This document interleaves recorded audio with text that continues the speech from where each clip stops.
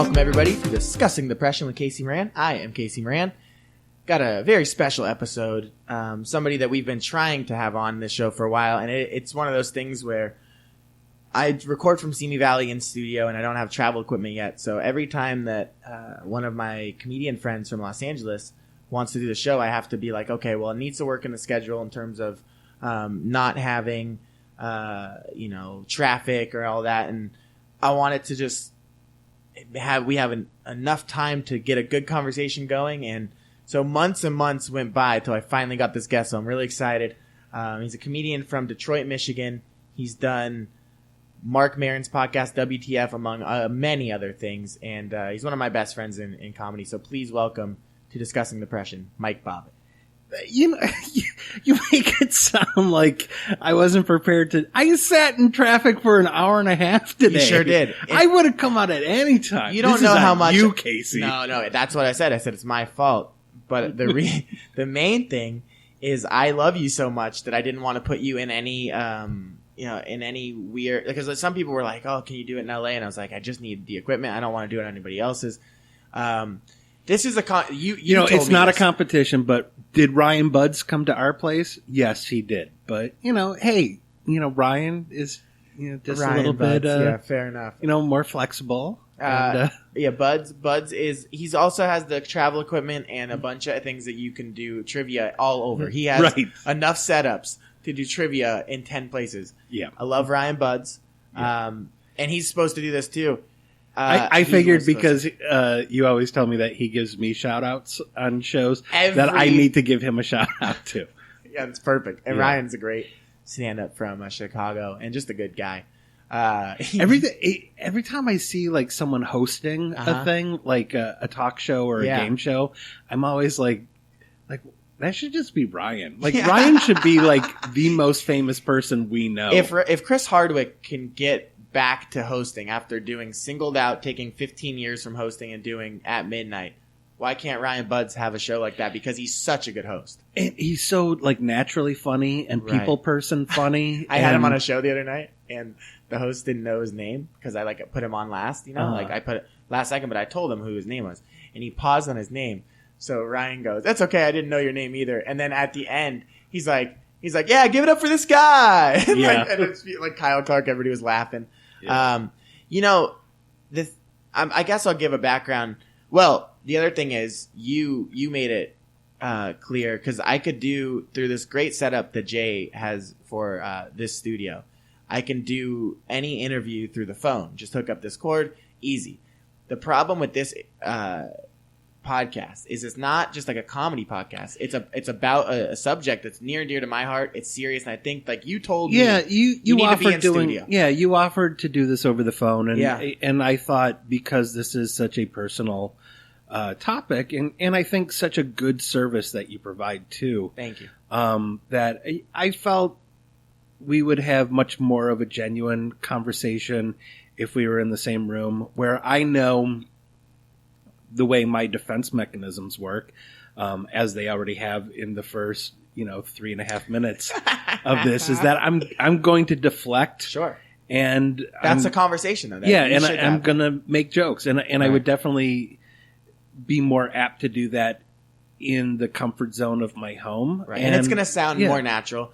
I've had some good interviews over the phone, Gina Grad, Jonathan Lipnicki, a couple others, but for this one, it makes perfect sense. I'll give a little bit of background to the listeners of how we know each other, and then we'll kind of just go into a good conversation about, what this podcast is about. I did Andrew Berkovich's show, Ventura Harbor, because I would grab tickets from him, and I would go around Ventura and pass them out, and then he would put me on. And that was my first real book show. Both of his shows, at the Rack and then that one. And I did the Rack, and then I did Ventura Harbor a little bit after. I was nervous, but I had friends in Ventura, and they showed up. And I did fine on stage, looking back. But I remember getting off, and I always have to go outside. And you had just killed, because I went on later. And you were out with, who's one of my favorite people, even though I met him twice, DJ Dangler. You guys were just hanging out. Yeah, DJ's my writing partner and one of the funniest people I know. Yeah. And talk about somebody that should get something, just for being them, like Ryan Buds. Yeah. DJ's got that. Yeah, DJ and Ryan are both people who they are is just a delight. And they don't need to add anything to it. Yeah. And that's special. Yeah, they both already start with so much. Right. Because of just you don't natural. need to unpeel any layer. They're already there. They're ready to go. All right, I think I've done enough sucking No, Ryan's no, dick. yeah, Ryan and DJ's dick. Yeah, well, DJ, there's a couple more sucks in there, but Ryan, you're done. So I go outside, and I was just in awe of what you guys just did. So I just kind of hung out to the corner, and then you come up to me and you go, "Hey man, you got to stop shitting on yourself on stage. That was funny. You had him laughing." And then I go, "Yeah." Wait, and then I was so in awe that you were talking to me, and I was like, "Oh," and then we started talking, and then we found out, and you reminded me of this, and I have a great memory, but I forgot what we talked about because I was such a fan of both of you that you guys talking to me, I couldn't remember what we talked about because I was just in awe that we were having a conversation. So then you said, I worked in radio. We both talked about radio. Yeah, it was so much fun. Yeah. Talked about, you opening for Dave Coulier back in the day. It was just fun conversations. Yeah. And then you right then, this is what you're great at. When you meet somebody at a show, instead of saying like, "Oh, I'll add you on Facebook later," you just grab your phone and go, "Let's add him right now," because it's on your mind. And so you did that. Then I was like, man, that guy Mike was so funny. And then I started booking shows in See Me, and I was like, this is a long shot. Mike's been on WTF. He's done a lot of stuff, but whatever. So I just messaged you like in a just whim, not even knowing if you would even read it, let alone respond. And you right away were like, "Yeah, I would love to." And I was like, "Oh my God." Then you were at the show. Yeah, I get to every show early, but you got there before me, and you brought Heather Kozlakowski, one of my favorites too. Another Detroiter. Another Detroit Who's person. also you super said, funny. "Do you mind if I bring someone?" I'm like, "I would love to." And we meet comedians through comedians, and it is a family. But I met Heather that night, and it's just it's a tough room, but it's a lot of fun. You would bring somebody on stage. There was like office chairs. It was madness. But since then, we've worked together so many times. You've been so kind, and you're a guy that has gone through a lot in life, but you've also been there for me and other people, and it's really incredible. Well, for a conversation that we were having before all this, we were talking about my rivals, and there's a quality about you too that goes hand in hand with what we were talking about with Ryan and DJ. It's who you are is such an open and warm person where you share stuff about yourself. I remember the first Christmas that we were friends. My heart was breaking for you on Facebook when you were being so open about what you were going through during the holidays, and I had to go to the inpatient program. That you did that, and you were being so open about it. And while I appreciate the fact that you felt that I was so open at Ventura Harbor, I in my mind that you sharing that was what made me go like, oh my God, like Casey is just. You're an open book, and I'm so glad that you do this podcast too, because I think a lot of us feel a lot of shame when that darkness or that weight comes on us, and I think it really helps when you're open like that. Like just today, our mutual friend Jolene posted, just kind of going through a rough time on Facebook. Right. And because this city is so hard. And she's a Midwesterner like I am. She's the best. And she's so funny. So nice. And, and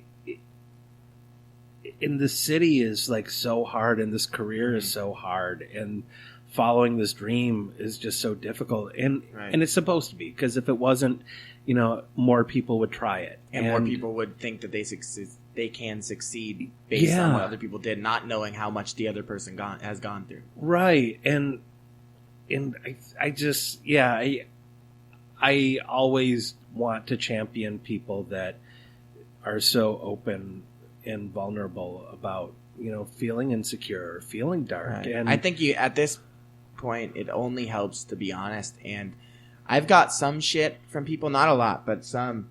You gotta stop posting this stuff. And then I got more and more. Thank you so much for being honest. You have no idea. Like personal messages. I won't not you repeat the names, but people that you would never expect if you know them, in comedy or not in comedy, to say, hey, like I suffer too. I could never open up. Thank you for doing that. And then I went on a podcast and the guy's like, you gotta stop doing this, man. And at the end of the day, you're entitled to your opinion. I'm not purposely doing it to get attention or likes or any of that. I'm doing it because in that moment it feels right. And sometimes I'm in such a dark place that I don't remember even posting, if that makes sense. I will say that I think you are selfless to a fault sometimes. Where that's true. You are a person that I think very rarely does it seem like...